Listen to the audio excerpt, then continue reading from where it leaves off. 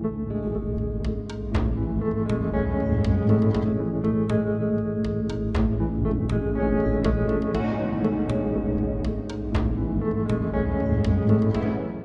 hi everybody, I'm here with DGS Games. I'm speaking with John, and we're going to talk about Freeblades a little bit. Do you mind just telling us a little bit about Freeblades and how it's played? Absolutely. Freeblades is a 32mm fantasy skirmish game. You play it with 32mm miniatures. We make the miniatures, the rule book, and all the things that you need to play. Typically on each side 6 to 18 models. And that depends on how big your force is, how many points you and your opponent have agreed to play the game. Okay. Game takes about an hour and 15 minutes at the 150 point level, and the starter boxes that we sell are a legal 150 point free band, so you could buy a starter box and a rule book and begin playing right out of the box. Okay. You might choose later to add more models because you want to do it a little differently, but at least you've got a basis to work with. Right. The game is played in a series of turns. Each of your models activates. They have a number of different actions. Some have the ability to cast spells, some shoot ranged weapons. We try to emphasize two things and de-emphasize two things. We try to emphasize the hand-to-hand combat, and the scenarios have missions you're trying to accomplish. It's more adventure-based than combat, meaning these aren't military units. These are groups of adventurers. I'm trying to rescue the prisoner or get the gold or kill the beast, as opposed to just go kill all the other models until they're all dead. Right. So we try to emphasize the clash of the two sides and the talents in swordsmanship and combat, and the fact that you're an adventuring party more than you are, like a military force. Okay. And we de-emphasize a little bit shooting and magic so that they're sexy enough, but they're not overwhelming the game, dominating the game. Great. Do you want to show us just like a sample, or how combat would take place? Okay, a melee combat, sure. Yeah. So if we had a melee combat, all the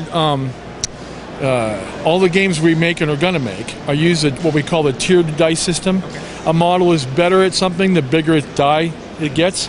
There are other games out there like that.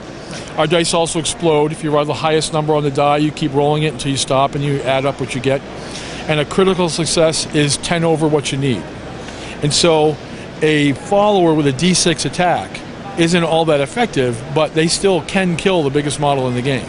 So there's some excitement there where we expect certain things to happen based on who the followers and the heroes are, and sometimes they outperform each other, in terms of that. So this model here, the Apprentice Knight of Vidnar, this guy with a two-handed sword, and these factions are all from our fantasy world background. Okay. And the rule book contains a summary of all the different factions, not just the 4 we sell, but all the ones that are coming. So you just need one book, and then you know about them all. Okay. Yes, right.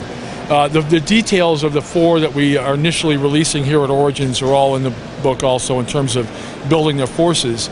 Building the forces for other ones will come in later supplements. Okay. So if I go to attack, I know that he's got a melee, because I know the model. I know he's got a melee attack rating of D10. So I'm going to roll a D10, and I know that model's defense is a 5. And that's from their stat line. Okay. If we had the stat sheets out, we'd be looking at that. And so I need a 5 to hit him. Okay? That would be a hit. Okay. This model has the parry talent. He's got a melee attack rating of D10 also. And if he beats this die roll with his parry talent, he stopped the attack. Okay. If he gets a critical success, 10 over, not only does he stop it, he gets a free attack back. Okay? So he goes to parry, he's failed. So this model is hit. Then it's his weapon against this model's armor. Okay. This model's armor I know to be 5. And that model's weapon is a D10 greatsword. So he gets a 5 or better, he causes a life point loss. That would cause 1 wound. Okay. This model I know from its stat line has 3 wounds. 3 wounds and he'd be dead. Follower models like these have only 1 wound. Oh, wow. So a free band is essentially an adventuring party, a core of heroes, plus some followers that are tagging along. Okay.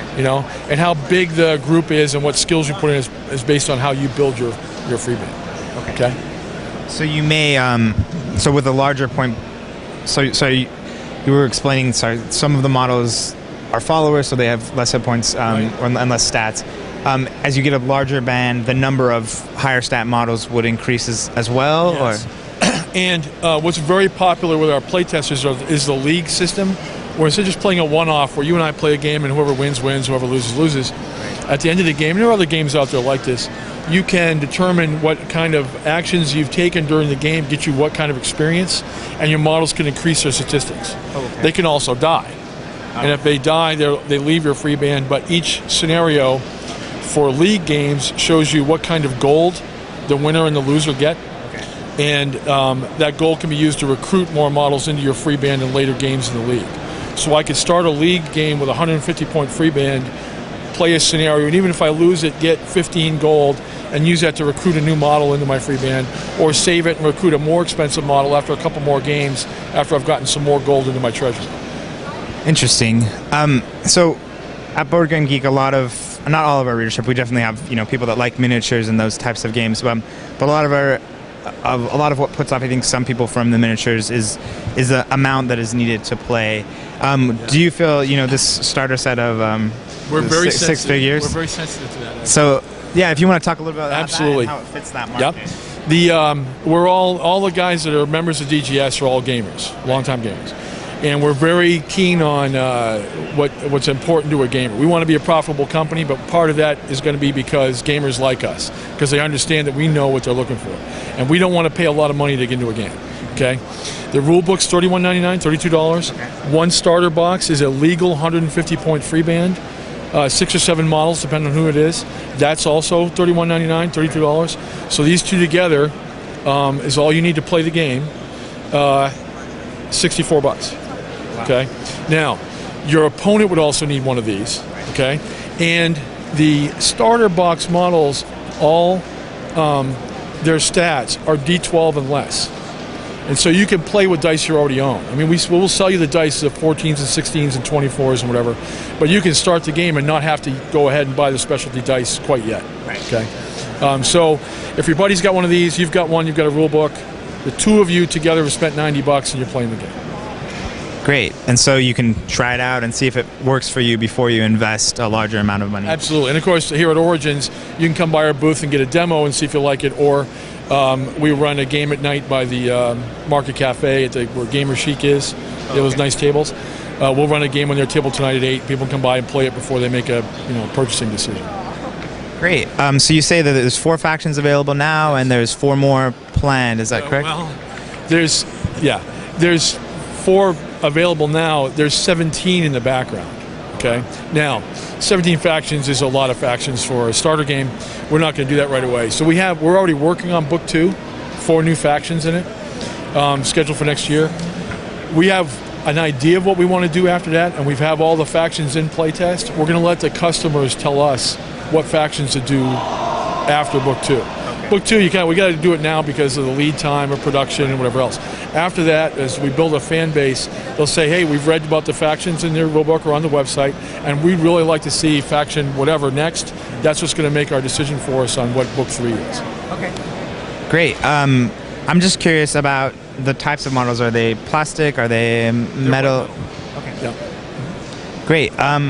I'm just curious, Can I show you this? Oh, yeah, certainly. In front of the camera. So that's just this individual blister. Of course, you get in this box set here, you get 6 of these, but you can also buy them as individuals. Okay. So you can buy models to add to your free band. We also like them. They're proportional, and they are from a fantasy background. So we have a lot of folks that are role players that buy these because they fit their role-playing game and they don't even play free bands. Right. So we also package them individually for them as well. So you can do it either way. Great. And like, say I want to increase my army from this starter set. How many blisters are we talking to move up to the next level? Or well, the individual models that are just a model on foot like this, as opposed to a creature or a cavalry model, are $5.99. Okay. And these original starter boxes come with 3 or 4 heroes. So you can have a maximum of 6. So generally, your first purchase after this is 1 or 2 of the next heroes that you can buy. Okay. Right. Great. I'm just wondering if you have any plans for digital development, meaning I know there's been a lot of talk of like interaction between miniatures and maybe a tablet device or things like that.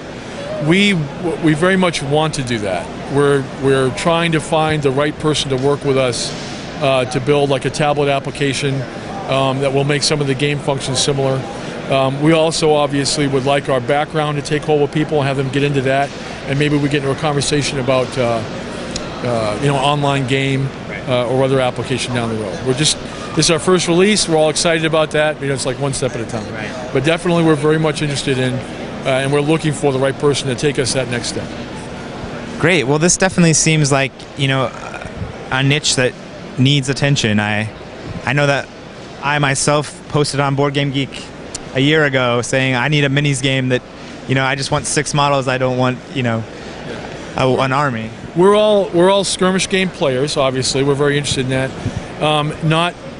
Not that there haven't been great designs out there, but the combination of a design that we like, that is a supported game, where I can get to the designer online and ask him questions, where I've got an evolving background, it's not just static, it's going to grow over time, and where I've got support to the game in terms of free online downloads, and the company is behind it.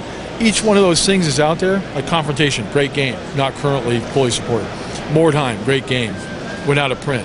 We wanted to bring all of that, and we wanted to bring it all in a package that it makes sense in this economy to you free to afford. Right. We're not going to ask you to spend $200 to get into the game. Right. Great.